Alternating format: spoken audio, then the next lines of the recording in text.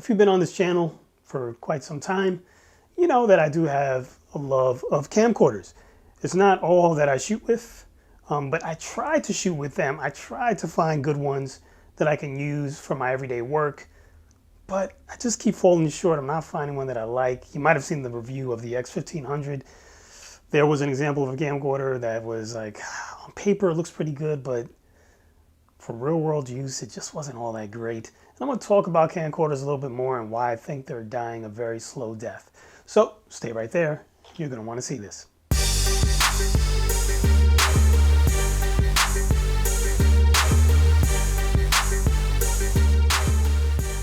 All right, so let's get back into it.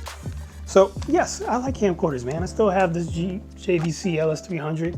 I still use it. I can't get rid of it because I like it. It's great. I don't know if you would really classify it as a camcorder because it is interchangeable lenses with Super 35 sensors, so it's not a little tiny sensor like most camcorders have. But if you look it up online, it's called a camcorder. You know, and then we have something like this, which is a Panasonic WXF991. This is more of a kind of a consumer camcorder, but it's not really that cheap, to be honest. It's like $800 new. It's not what I paid for it, but because I bought it used. But kind of pricey for something that's going to be like, you know, like your consumer level family soccer dad camera. There you go. Good job, buddy.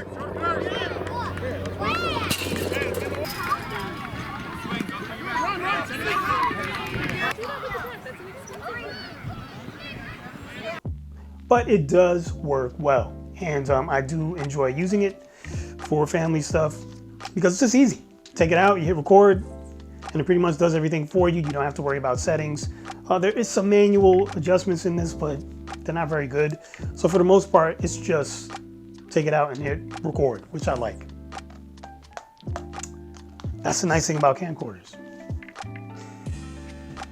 But here we go. So I think they're dying a slow death because one, I feel like the mirrorless cameras nowadays, the autofocus is incredible on almost all of them. Almost, not all of them. You know, there are some that don't have great autofocus, but we won't get into that. But definitely Sony and Canon, they've nailed it. Even Olympus has pretty good autofocus when it comes to video. And for pictures, they all do very well. But for video, the ones I mentioned do very, very well. And their camcorders, they do pretty good too, but I feel like not as good as the mirrorless cameras from my own experience.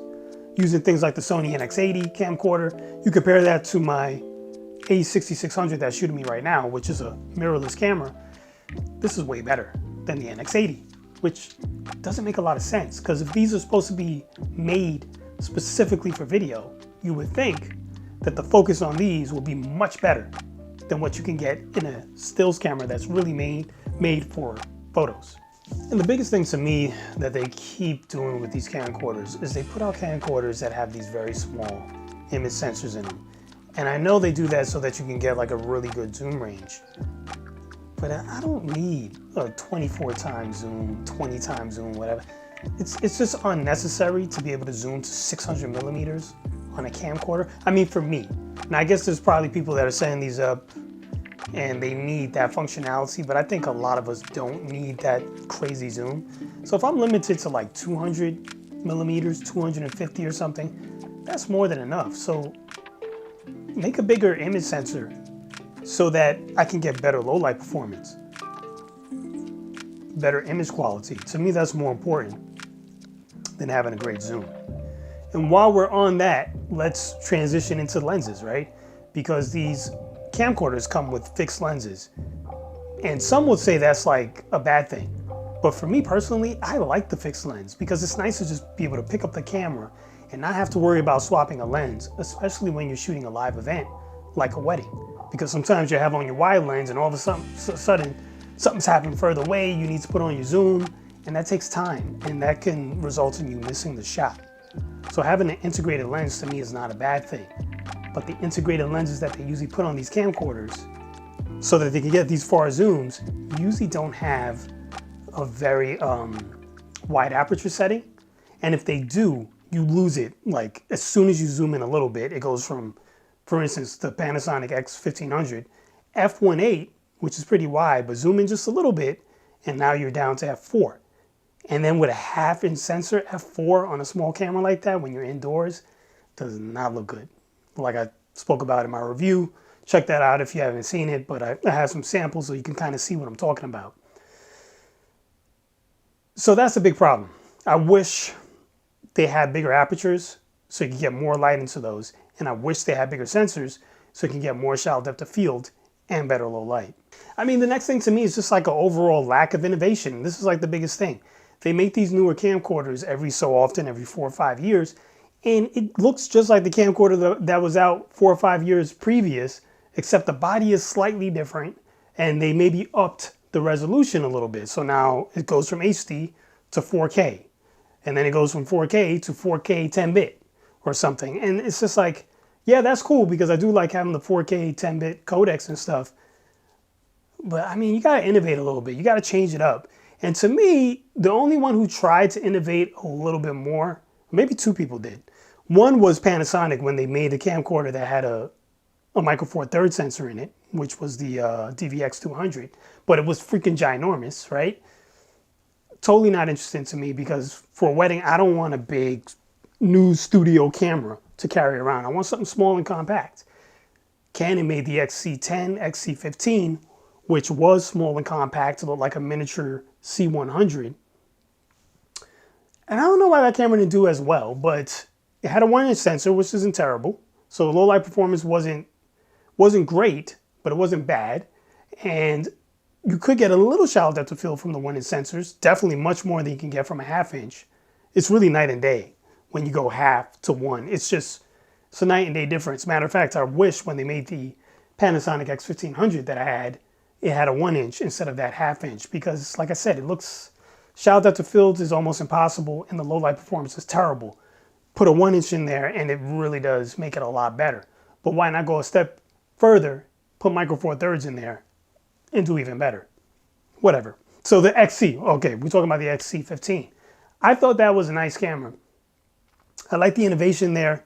Didn't really like the flip screen on it. Didn't really have much of a flip screen. Couldn't turn out and flip towards you. So they had this nice small camera, but you couldn't really use it as a vlogging camera, which would have been good for it. And then I guess it had the 1 SD card and 1 CFast, and you could only record 4K to the CFast cards. And I think there was a problem with that one. Maybe that's why it wasn't as popular. I'm not sure, but it didn't really make a huge splash, I think. But I think Canon was on the right track with that one, and I'm hoping that they revise that model. Also, the problem with that one too, it didn't have a zoom servo. So to zoom, you had to turn the barrel instead of just being able to click a button like you can on a camcorder. That's one place with a camcorder that I really like. I like being able to just zoom in with the lens with my finger. Instead of turning and shaking the camera, you could just go like this. You get a much steadier shot. I think that's pretty cool. And you could do it really fast or really slow because a lot of them are pressure sensitive. So that was a place where I think Canon messed up a little bit. But still a really cool camera. Printer's making noise again. Always while I'm shooting video. And that's about it. So that's my feelings on the camcorder. I don't know that many manufacturers are going to keep making these. At least the kind of prosumer, smaller professional cameras like the X1500, the X850s and things like that. Sony and X80. I don't know if they're going to keep making these, but I would like it if they do. And they innovate a little bit more and come up with some cooler designs, because it's nothing like having integrated ND filters, the integrated lens. It's just like a one-stop shop. Just pick it up, boom, and you're just doing everything you need. It does everything right in one unit. It's all together. XLR, everything's in there. A handle, integrated light that the X1500 had, which is pretty cool. But next time do bicolor instead of just making it daylight balance, because that's, you know, the funny thing is they make it daylight balance, but you're not going to use a light in daylight, right? So what was the point in that? Most times when you're inside, it's 3200 Kelvin. It's more yellow. So it would have been made more sense to make it a yellow light instead of daylight, but whatever. So there it is. I don't know what your feelings about that is, whether you think the camcorders are dying or not. Go ahead, put whatever camcorder, whatever camera you prefer down below. I'm curious to hear what you like and what you don't like. And as always, I'm Mike Turner. Thanks for watching, and I guess I'll see you soon.